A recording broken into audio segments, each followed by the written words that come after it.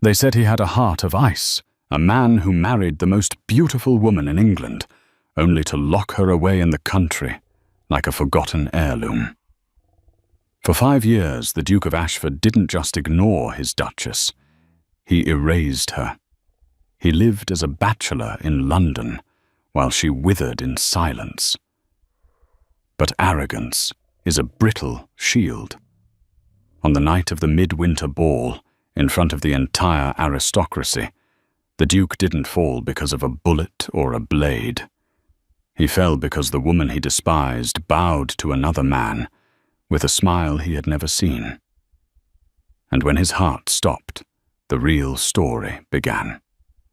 London, November 1884. The rain in London did not wash the city clean. It merely pressed the soot deeper into the cobblestones. Inside the master study of Ashford House, the air was dry, smelling of expensive tobacco and old leather. Sebastian St. Clair. The 9th Duke of Ashford stared at the letter on his mahogany desk as if it were a declaration of war. It was in a sense. It was from his grandmother, the Dowager Duchess Beatrice, a woman who terrified prime ministers and bishops alike. The season begins in a fortnight, Sebastian. You have humiliated the family long enough with your bachelor antics, while your wife rots in Yorkshire. Bring Isolde to London.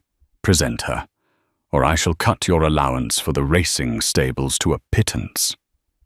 Sebastian crumpled the thick parchment in his hand. Isolde. Even the name felt foreign on his tongue, like a word from a language he had studied once and forgotten. He had married Lady Isolde Sterling 5 years ago. It had been a transaction cold and sharp. His father had gambled away a fortune. Her father, the Earl of Kensington, had new money from ironworks, but needed an old title for his daughter. The contract was signed. The wedding was held, and on their wedding night, Sebastian had walked into her bedchamber, looked at the trembling 18-year-old girl sitting on the edge of the bed in high-necked lace, and felt a wave of revulsion, not for her specifically, but for the trap. He was 22, wild, and in love with a dancer named Clara. Being chained to this pale, silent creature felt like a death sentence. "I will not touch you," he had told her, then his voice stripping the color from her cheeks. "You have the title. Your father has his connection. Stay out of my way, and I shall stay out of yours." The next morning, he sent her to the country estate, Blackwood Hall. He hadn't seen her since. "Simmons," Sebastian barked, tossing the crumpled letter into the fire. His butler materialized from the shadows. "Your Grace, send a telegram to Blackwood. Tell her Grace to prepare for travel. She is to come to London immediately." "Very good, sir. Shall I prepare the blue suite for her?" Sebastian paused, pouring himself a glass of brandy. He tried to remember what she looked like. Brown hair, blue eyes. He couldn't recall. "No. Put her in the East Wing. It's far enough away from my quarters that I won't have to hear her weeping." Yorkshire, Blackwood Hall. 300 miles north, the wind howled across the moors, rattling the window panes of the library. But inside it was warm. Isolde St. Clair sat in a high-backed velvet chair, a heavy book resting on her knees. She was no longer the trembling girl of 18. At 23, the isolation of Blackwood had not broken her. It had forged her. "My lady." Isolde looked up. Mrs. Gable, the housekeeper who had become more of a mother to her than her own ever was, stood in the doorway clutching a yellow telegram slip. Her face was pale. Isolde closed the book, a treatise on agricultural reform. "What is it? Martha has the river flooded again?" "No, my lamb." Mrs. Gable walked forward, her hands shaking. "It's from London. From him." The room went silent. The fire popped a sharp sound in the stillness. Isolde took the slip of paper. Her fingers did not tremble. She read the terse command. Attend London. Season. Immediate. She didn't cry. She hadn't cried over Sebastian St. Clair since the 3rd month of her marriage, when she realized no letter was coming. "He wants his puppet back on the stage," Isolde said softly. Her voice was lower now, husky and rich, shaped by days reading poetry aloud to the empty halls. "You don't have to go," Mrs. Gable said fiercely. "We can say you're ill. Dr. Whittaker would sign the paper." Isolde stood up. She was tall, slender, but strong, her figure filled out from long walks on the heath. She walked to the window, looking out at the grey, unforgiving landscape she had come to love. "No," Isolde said. "If I hide, I am the child he remembers. If I go—" She turned, and for the first time there was a glint of steel in her hazel eyes. "If I go as a stranger. He thinks he is summoning a ghost, Martha. He is about to meet the woman he created." She looked at the reflection in the glass. She wasn't the mouse anymore. She was the Duchess of Ashford, and she controlled the accounts of this estate better than his steward. She had funded the local school, rebuilt the tenant farmers' cottages, and secretly invested in the very railways Sebastian ignored. "Pack the grey silk," Isolde commanded, "and the red velvet, the one with the low neckline." Mrs. Gable gasped. "My lady, that is daring." Isolde smiled, but it didn't reach her eyes. "I am done being invisible to you." London. 1 week later. The carriage ride had been grueling, but Isolde refused to show fatigue as the brougham pulled up to the imposing limestone facade of Ashford House. It was raining again. The footman rushed to open the door. Isolde stepped out, ignoring the hand offered by the young groom.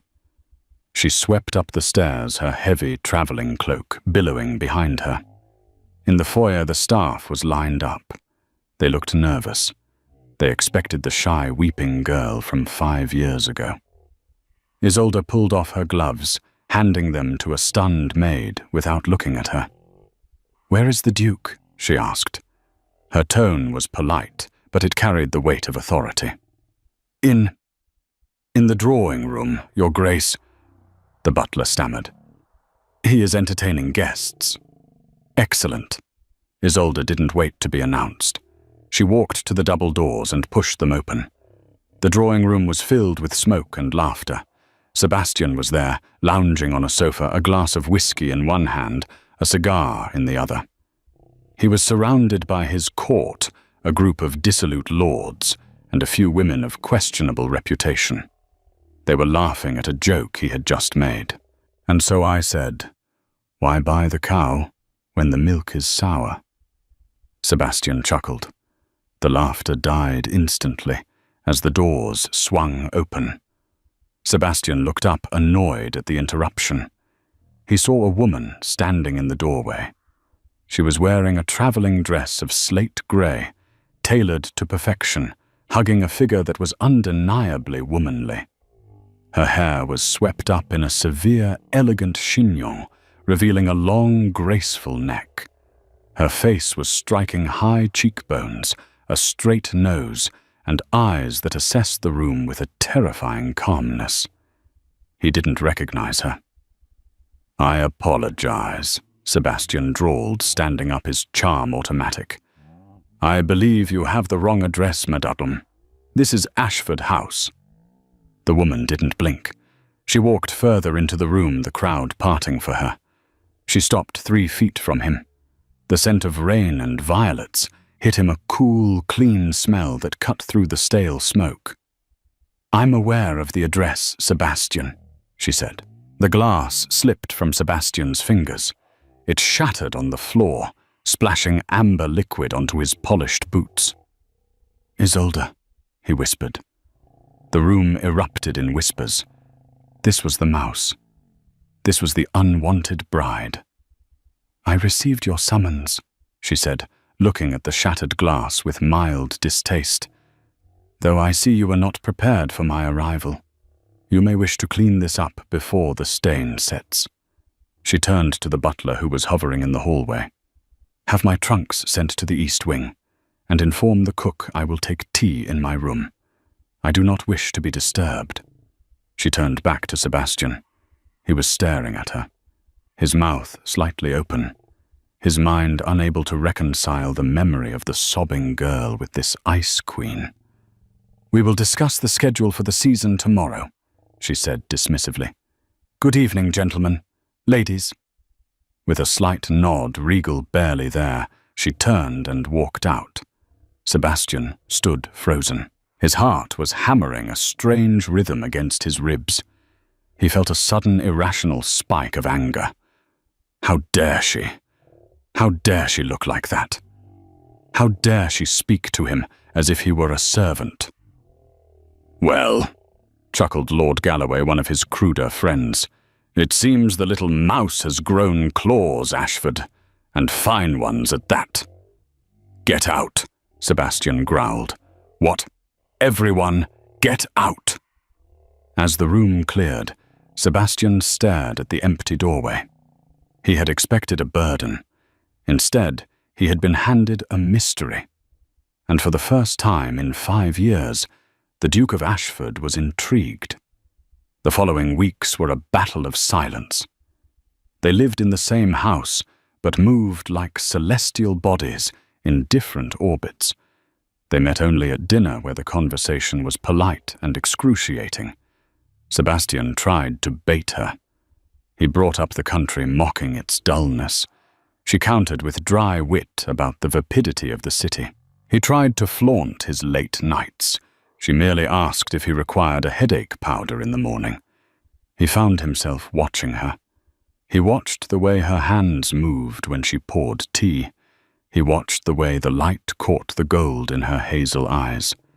He was confusing irritation with attraction, and it made him furious. Then came the night of the midwinter ball. It was the premier event of the season, hosted by the Duchess of Manchester. Everyone who mattered would be there. Sebastian waited in the foyer, checking his pocket watch. "If she is late, I am leaving without her," he muttered to Simmons. "I am here." Sebastian turned and felt the air leave his lungs. Isolde stood at the top of the stairs. She was wearing a gown of deep midnight blue velvet that left her shoulders bare. The bodice was encrusted with small sapphires that shimmered like stars, but it was her face that captivated him. She wore no rouge, for the cold air had flushed her cheeks, and her eyes were bright, almost feverish. She descended the stairs, the silk rustling like a whisper. "You look—" Sebastian cleared his throat, struggling to find a word that wasn't devastating. "Acceptable." Isolde's lip curled slightly. "High praise, Your Grace." "Shall we go?" The carriage ride was silent. Sebastian sat opposite her, overwhelmed by her proximity. He wanted to reach out and touch the velvet of her glove. He wanted to shake her and ask where the shy girl had gone. He wanted to kiss her. The thought horrified him. When they entered the ballroom, the hush was immediate.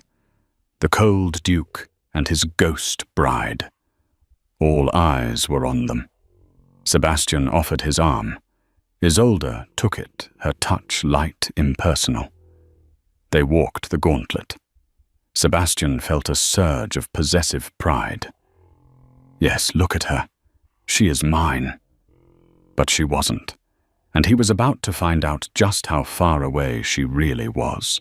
They danced the first waltz. It was technically perfect, emotionally barren. "You dance well," Sebastian murmured, pulling her slightly closer than propriety allowed. "I practice with a chair in the library," she said flatly. "It leads better." Sebastian stiffened. He released her the moment the music ended and retreated to the sidelines, grabbing a glass of champagne, his mood blackening. He watched her from across the room. She was polite, distant, deflecting the advances of other men with cool indifference. Then the doors opened. A stir went through the crowd. A man entered. He was not dressed in the standard black evening wear, but in a dark military dress uniform, though he carried no sword. He was older, perhaps 40, with greying temples and a face etched with kindness and sorrow. It was Sir Johnny Vane, a renowned surgeon recently knighted by the Queen for his work in the Crimea, and a man known for his disdain of high society. Sebastian watched, bored, as the man scanned the room.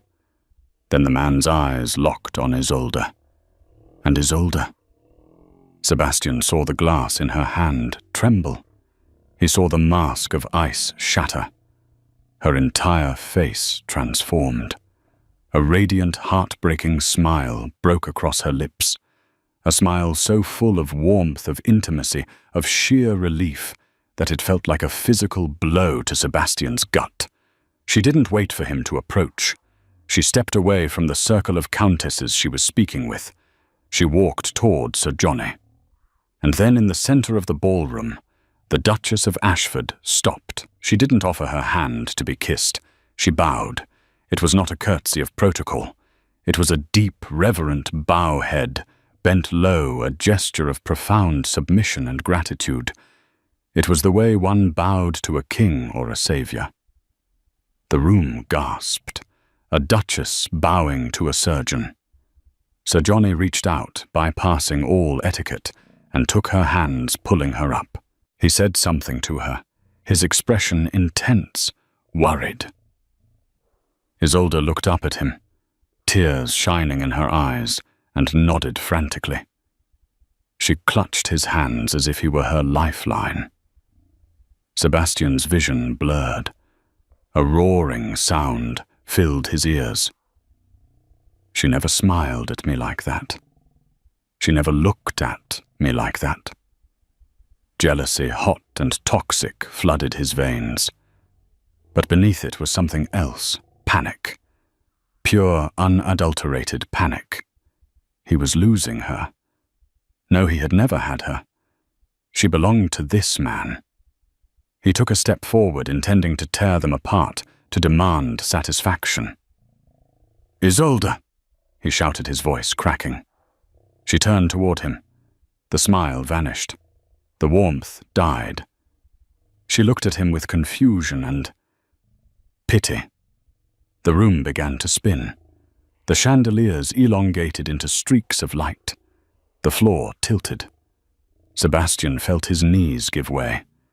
The emotional shock combined with the weeks of suppressed guilt and the sudden violent realization of his own heart was too much.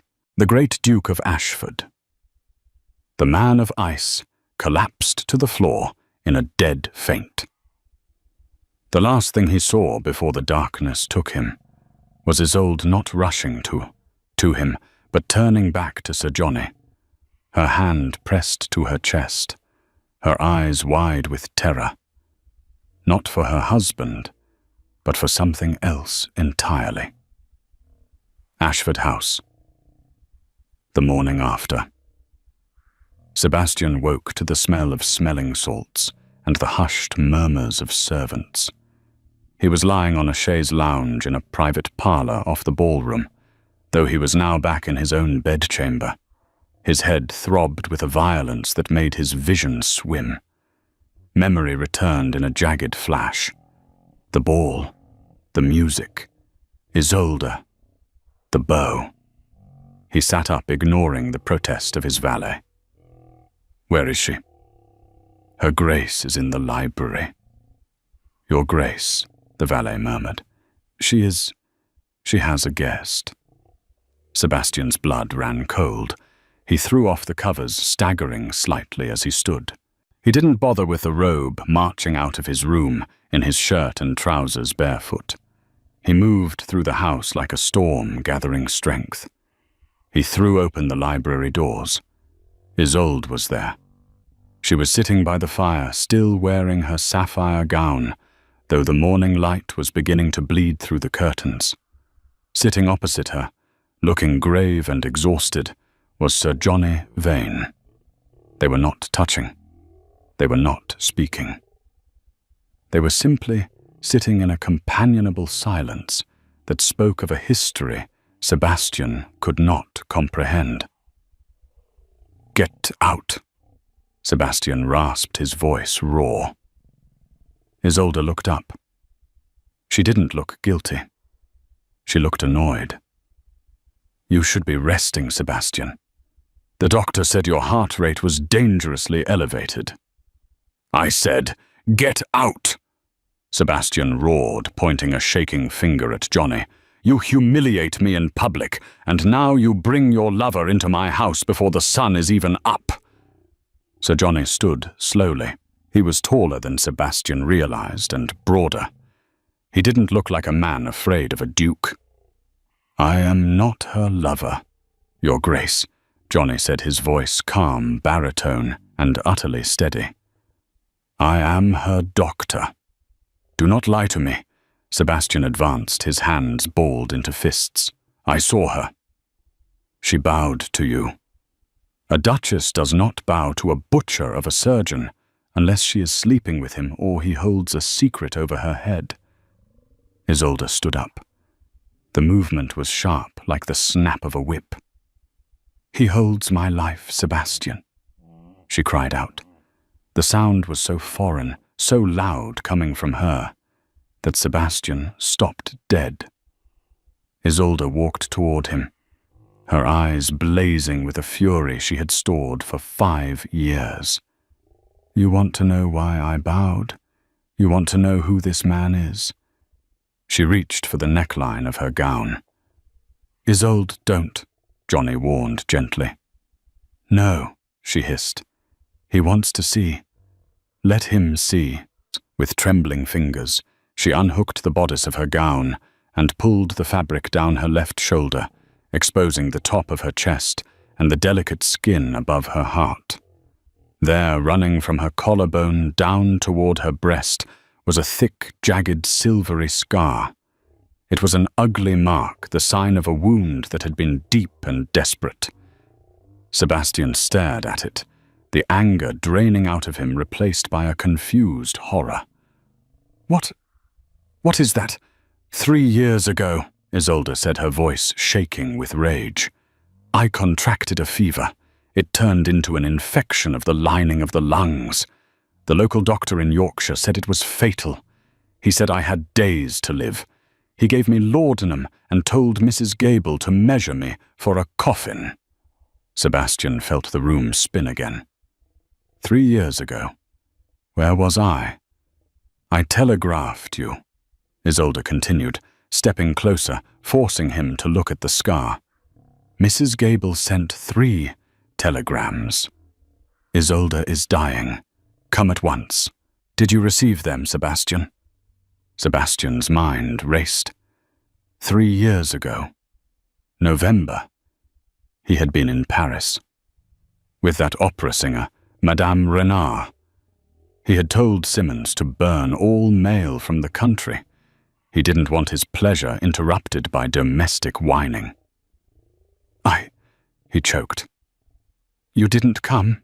she said, pulling her dress back up with dignity. "I was drowning in my own fluids. I couldn't breathe.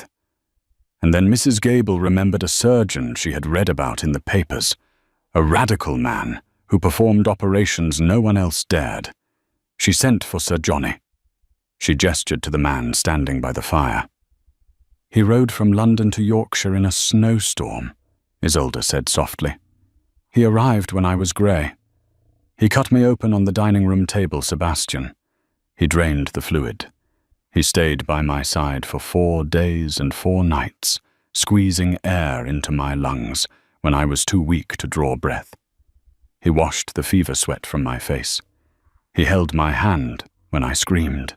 She looked at her husband with eyes that were dry and hard as flint. "He saved me when you left me to die. So yes, Sebastian." I bowed to him. I will bow to him every day of my life until I leave this earth. And if you ever disrespect him again, I will burn this house to the ground with you inside it." Silence stretched in the library, heavy and suffocating. Sebastian looked at Sir Johnny. The surgeon wasn't gloating. He looked at Sebastian with something far worse than anger disappointment. "She is fragile, Your Grace," Johnny said quietly, picking up his medical bag. "Her lungs are still weak. Stress will kill her. I suggest you retreat to your club and leave her be." Johnny bowed to Isolde, a bow of deep respect, and walked out. Sebastian stood alone with his wife. He looked at her, really looked at her, and saw the stranger he had created. He saw the strength in her jaw, the sorrow in her eyes. He realized with a sickening jolt that while he had been playing the rake in Paris, she had fought a war for her life alone. "Isolde," he whispered, reaching out a hand. She didn't flinch. She just looked at his hand as if it were a dead spider. "Do not," she said. "You forfeited the right to touch me 5 years ago. Now excuse me. I am going to bed." She walked past him. Sebastian sank into the chair she had vacated, the warmth of her body still lingering on the velvet, and put his head in his hands. London, December 1884. The scandal of the faint was managed. The newspapers were told the Duke had suffered a bout of exhaustion due to his parliamentary duties. But inside Ashford House, the dynamic had shifted irrevocably. Sebastian stopped drinking. He stopped going to his clubs. He stopped seeing his mistresses. He became a ghost in his own home, haunting the hallways, waiting for a glimpse of her. He was trying to court his wife. It was a pathetic, clumsy display. He had never courted anyone in his life. Women had always thrown themselves at his title. He didn't know how to pursue a woman who despised him. He started with gifts. On a Tuesday, a massive bouquet of white lilies arrived for her. Isolde told the maid to take them to the local church. "I dislike lilies," she told the maid, loud enough for Sebastian to hear from the hallway. "They smell of funerals." On Thursday, he left a diamond bracelet on her vanity. He found it on his own pillow that night, unworn. He tried conversation.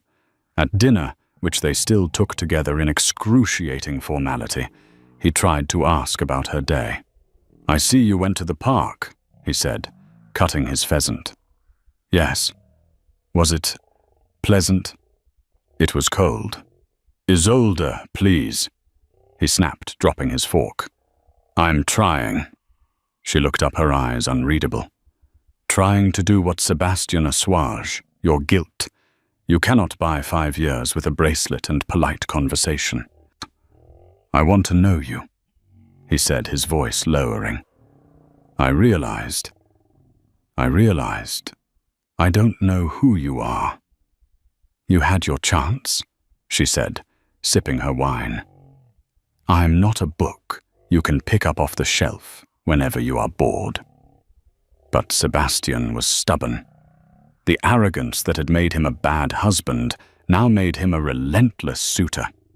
If she wouldn't talk to him, he would find out about her from others. He began to track her movements. He discovered she left the house every Tuesday and Friday morning, dressed in simple wool, taking a hackney cab rather than the ducal carriage. One Friday in mid-December, he followed her. He expected her to go to a lover's house. He expected to catch her with Johnny Vane. Instead, the cab took her to the East End of London, Whitechapel. Sebastian watched from his own carriage, horrified as his Duchess stepped out into the filth and grime of the slum. She walked with purpose down a narrow alleyway and entered a dilapidated building with a peeling sign, St. Jude's Clinic for Women and Children. Sebastian waited for 10 minutes, then followed. Inside, the smell of carbolic acid and poverty was overwhelming. The clinic was crowded with women in rags, coughing children, and the destitute. And there, in the center of the chaos, was Isolde. She had removed her hat and gloves. She was wearing a white apron over her dress. She was holding a crying infant, rocking it gently, while speaking to a terrified young mother. "He needs clean milk," Isolde was saying, her voice soft and authoritative. "And warmth. Here." She reached into her pocket and pulled out several coins. "Go to the grocer on the corner. Tell him Mrs. Sterling sent you." Mrs. Sterling? She used her maiden name. Sebastian watched, mesmerized.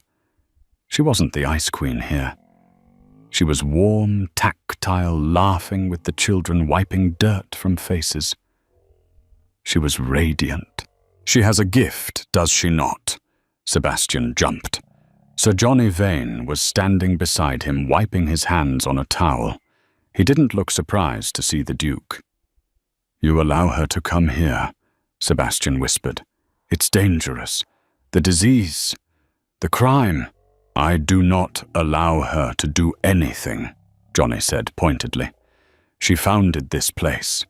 Her money, the money she saved from the household accounts you ignored, pays for the medicine. She pays the rent." Johnny looked at Sebastian. "She comes here because here she is useful. Here she is seen. At your house, she is just a decoration." Sebastian felt the sting of the truth. "She loves you," he said, the words tasting like ash. Johnny sighed. "She loves that I see her. She loves that I saved her. But she is a woman of honor, Ashford. She takes her vows seriously. More seriously than you ever did." Johnny stepped closer, his voice dropping to a menacing whisper. "But know this. I am a patient man. I am waiting. If you hurt her again, if you neglect her again, she will leave you, and I will be there to catch her. And unlike you, I will never let her go." Johnny turned and walked back to his patients. Sebastian stood in the doorway for a long time, watching his wife soothe a feverish child. He saw the tenderness in her hands he had never held. He realized then that he didn't just want her forgiveness. He was falling in love with her. And it was the most terrifying feeling he had ever known, because he knew with absolute certainty that he did not deserve her. That evening, Isolde returned to Ashford House exhausted. She went straight to her room to change. When she came down for dinner, she found the dining room empty. "Where is the Duke?" she asked Simmons. "He is in the library, Your Grace. He asked that you join him." Isolde sighed. Another confrontation. She walked to the library, steeling herself. When she entered, she stopped. The room had been changed. The heavy, dark curtains were pulled back. The desk was covered not with brandy bottles and ledgers, but with books. Her books. The ones on agricultural reform, on poetry, on history. Sebastian was standing by the fireplace. He looked nervous. "I didn't order dinner," he said. "I see." "I thought." He gestured to a small table set up by the fire. On it was a simple pot of tea bread and cheese. "I thought you might be tired of heavy meals. I know you prefer a light supper after your work." Isolde stiffened. "You followed me?" "Yes." "Are you going to forbid me from going?" she asked, her chin going up. "Are you going to tell me it is unseemly for a duchess to touch the poor—" "No," Sebastian said. He walked toward her, stopping a respectful distance away. "I'm going to write a check." He picked up a piece of paper from the table and handed it to her. It was a bank draft. The amount was staggering. £5,000. "For St. Jude's," he said. "The roof looked like it was leaking, and Vane needs better surgical tools." Isolde stared at the check. Her hands shook. She looked up at him, searching for the trick, the mockery. "Why?" she asked. "Because it matters to you," Sebastian said simply.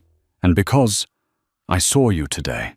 I saw you holding that hot child, and I realized that I have been blind for 5 years." He took a deep breath. "I am not asking for forgiveness, Isolde. I know I cannot buy it. But I am asking for a truce. Let me help you.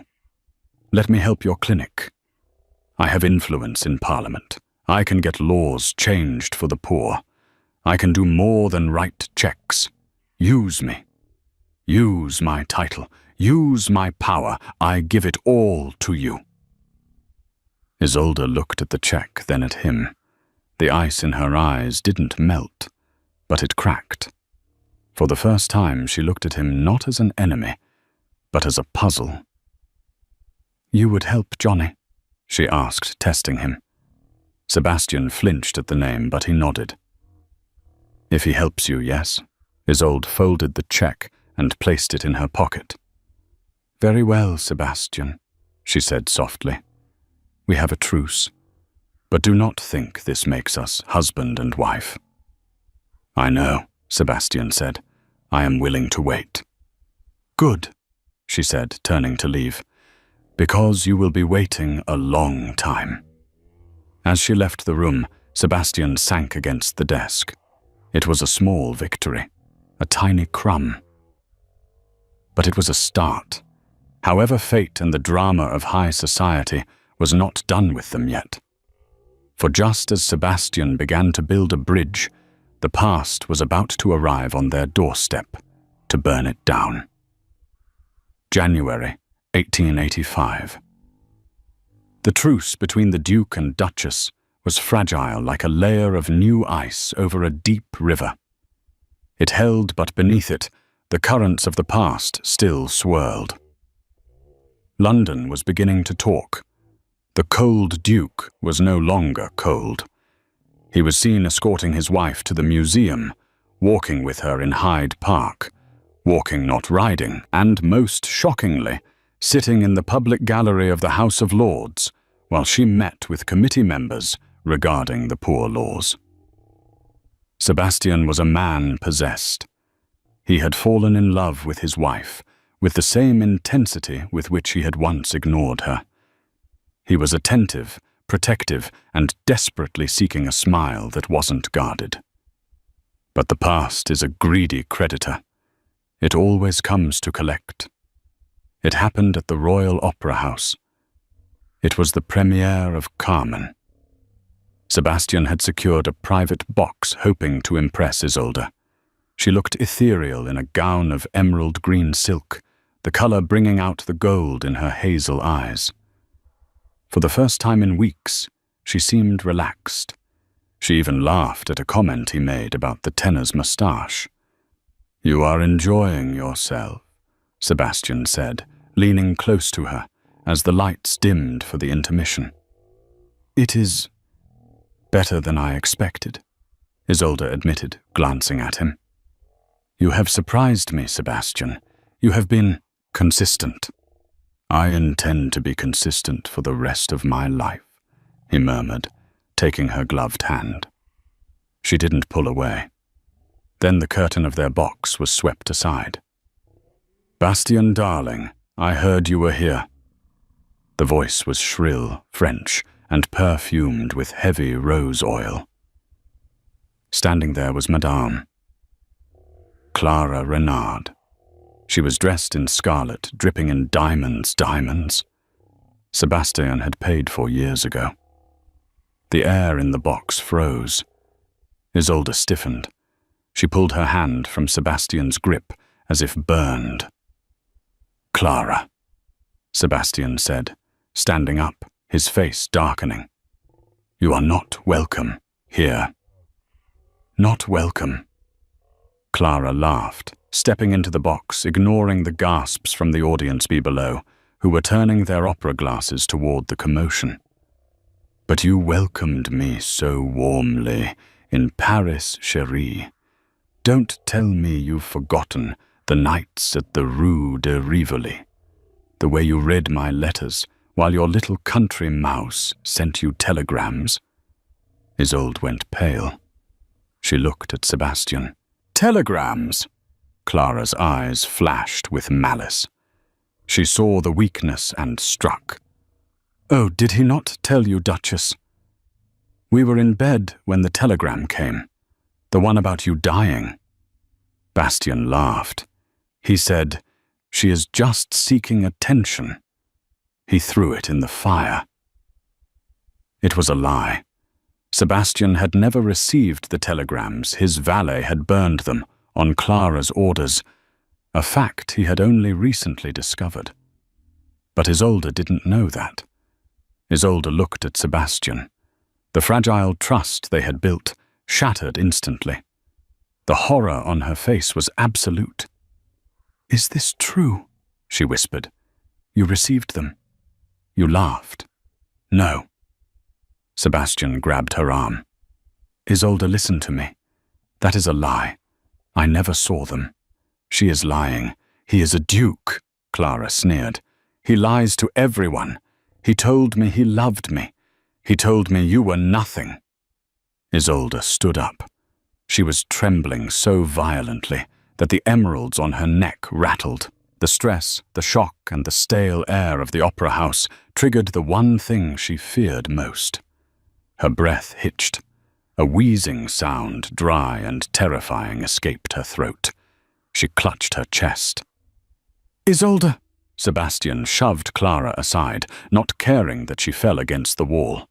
He caught his wife just as her knees buckled. "I can't," Isolde gasped, her face turning blue. "Air!" "Get out of my way!" Sebastian roared at the crowd gathering at the door. He scooped Isolde into his arms. She felt terrifyingly light. He ran. The Duke of Ashford ran through the gilded corridors of the opera house, carrying his dying wife, tears streaming down his face. He burst out into the cold January night, shouting for his carriage. "Home!" he screamed at the driver. "Drive like the devil himself is chasing us!" Inside the carriage, Isolde was fighting for every breath. Her lungs, scarred and weak, were seizing up. "Hold on," Sebastian begged, rocking her, pressing his own breath against her cheek. "I didn't know, Isolde. I swear on my life I didn't know. Please don't leave me. Not now. Not when I've just found you." Isolde looked at him, her eyes dimming. She wanted to believe him, but the pain was too great. The darkness was closing in. Her hand went limp in his. Ashford House, London. 3 days later. The silence on Grosvenor Square was unnatural. By order of the household, fresh straw had been laid thick upon the cobblestones outside Ashford House to dampen the clatter of carriage wheels and the iron shoes of horses. It was a universal signal in London society, a grim semaphore that spoke without words. Someone inside is dying. Inside the great house, the silence was even heavier. The servants moved like wraiths, their footsteps swallowed by plush carpets, speaking only in whispers. The usual hum of a ducal estate, the polishing of silver, the ringing of bells had ceased. The house held its breath, waiting for the final exhale of its mistress. In the master bedchamber, the air was stiflingly hot. A roaring fire had been kept burning for 72 hours straight, an attempt to keep the chill from settling into the Duchess's weakened lungs. The room smelled of camphor burning coal, and the metallic tang of fear. Sebastian St. Clair, the 9th Duke of Ashford, sat in a wing-back chair, pulled aggressively close to the bedside. To anyone who had seen him at the opera 3 days ago, arrogant, polished, untouchable, he was now unrecognizable. He had not shaved. A dark shadow of stubble covered his jaw.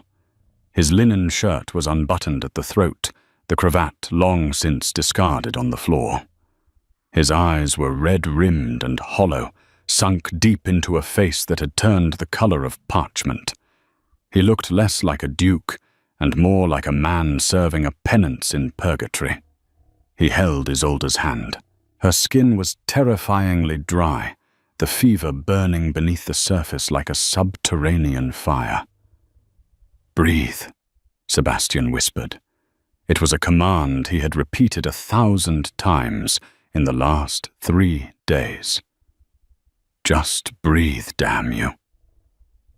On the bed, Isolde was a small shape beneath the heavy quilts. Her breathing was the only sound in the room, a wet, rattling rasp that sounded like dry leaves scraping across stone. Every inhalation was a struggle, a battle against the fluid rising in her scarred lungs. Sir Johnny Vane stood by the window, staring out at the grey London sky. The surgeon's broad shoulders were slumped. He had spent the last 2 nights awake, administering drafts of digitalis and steaming the room with eucalyptus, but his medical bag now sat closed on the table. Sebastian felt the change in the room's energy. He looked up, his voice cracking. "Why have you stopped?" Johnny turned slowly. His face was etched with exhaustion and a profound professional sorrow. "Because there is nothing left to mix, your grace. The medicine is in her blood. Now it is a matter of physiology." "She is fighting," Sebastian insisted, tightening his grip on her limp hand. "I can feel her fighting." "Is she?" Johnny walked to the foot of the bed, looking down at the woman he had saved once before. "The body follows the mind, Ashford. Medicine can repair tissue, it can purge infection, but it cannot force a heart to beat if the spirit has already let go." Sebastian stood up the chair, scraping loudly against the floor. "What are you saying?" "I am saying that 3 years ago, she survived a death sentence because she was fueled by rage," Johnny said, his voice calm but hard. "She wanted to live to spite the husband who abandoned her. She wanted to prove she could stand without you. That anger was a fire that burned the sickness out." Johnny met Sebastian's gaze, and for the first time he didn't hide his disdain. "But now, what fuel does she have?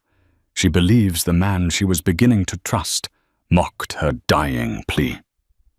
She believes her marriage is a lie, her life a joke to you and your mistress. She is tired, Sebastian, and when a patient with lungs this comprised decides they are tired, the end comes very quickly." Sebastian felt as if he had been struck in the chest. "I didn't mock her," he rasped, the denial tasting like ash. "You know I didn't. I never saw those telegrams. Clara lied." "I believe you," Johnny said softly. "But I am not the one dying. She cannot hear your defense. She is trapped in the dark with that woman's voice in her ear." "Then I will go into the dark and get her," Sebastian vowed. "You can try." Johnny picked up his hat. "I am going to the clinic to retrieve a stronger stimulant, though I fear it may be too late. I will return in 2 hours. Until then, you are her only doctor." Johnny paused at the door, looking back at the broken Duke. "Talk to her, Ashford, if there is any truth in you. Any love that isn't just guilt dressed up in finery. Give it to her now. It is the only thing that might pull her back." The door clicked shut. Sebastian was alone. The room seemed to shrink, the shadows in the corners, stretching like grasping fingers. The rattle in Isolde's chest grew louder, a terrible rhythmic countdown. Sebastian sank to his knees beside the bed. The physical position was foreign to him. Dukes did not kneel. But Sebastian St. Clair was no longer a duke. He was a beggar. He pressed his forehead against the back of her hand. It was burning hot. "Isolde?" he whispered. There was no response. not even a flicker of an eyelid. "You have to listen to me," he began, his voice trembling. "I know you think I am a monster, and perhaps I am. I married you and locked you away because I was too selfish to share my life. I was a boy, playing at being a man, thinking that freedom meant having no responsibilities." He lifted his head, staring at her pale face. He traced the line of her jaw with a shaking finger. "I thought you were weak," he confessed, the tears finally spilling over. "When I saw you on our wedding day trembling in that lace dress, I thought you were nothing but a burden, a paper doll I had to carry. God, how wrong I was." He let out a shuddering breath. "You are the strongest thing I have ever known. You rebuilt an estate while I gambled in Paris. You saved children in Whitechapel while I drank in my club. You cut open your own chest to survive while I slept in a warm bed." The image of her scar, that jagged, silvery line, flashed in his mind. It was a map of his failure. "Clara lied," he said, his voice dropping to a fierce, desperate whisper. "I never saw the telegrams. I swear it on my mother's grave, on my own soul. If I had known you were in pain, I would have burned Paris to the ground to get to you. I would have ridden until the horse died under me." Isolde's breathing hitched, a long, terrifying pause between breaths. Sebastian froze. "No," he commanded, panic rising in his throat. "No, you do not stop. Breathe." She drew in a shallow gasp, the sound wet and agonizing. Sebastian leaned closer, bringing his face inches from hers. He needed her to feel his breath, his life force. "Do not give her the satisfaction," he snarled through his tears. "Do not let that lie be the last thing you hear. Do not let me win by being the widower who mourns you. Punish me, Isolde. Live and punish me. Make me wait on you. Make me suffer. Ignore me for 50 years. I will take any torture you give me, as long as you are in the world." He buried his face in the sheets next to her arm.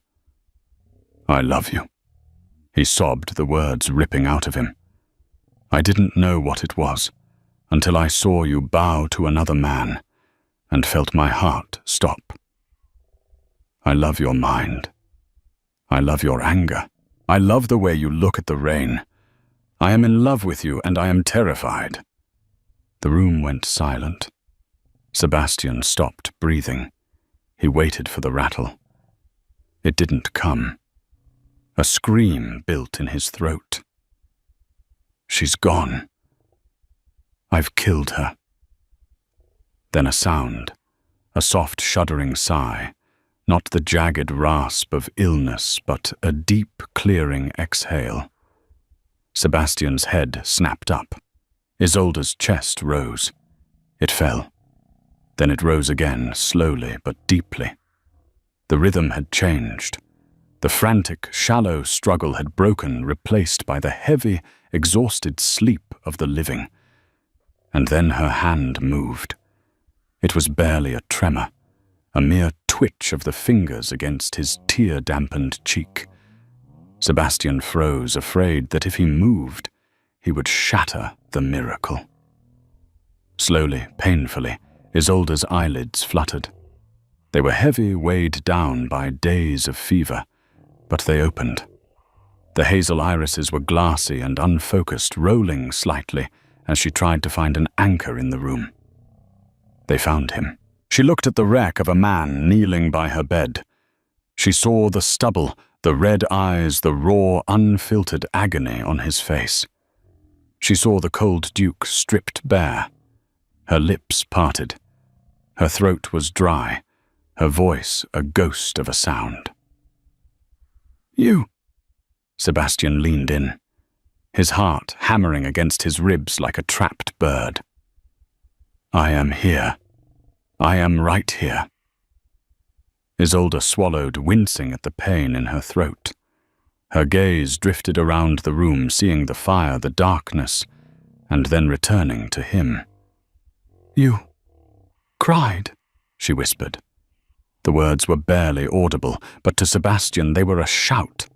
He let out a wet, shaky laugh, wiping his face with the back of his hand. "Yes, I cried. I seem to be doing a great deal of that lately. Clara," she breathed the name, causing her brow to furrow in distress. "Liar," Sebastian said, firmly gripping her hand. "She is a liar. I never knew Isolde. I never knew you were sick. I never laughed. I was a fool, but I was never that cruel. You must believe me." Isolde looked at him.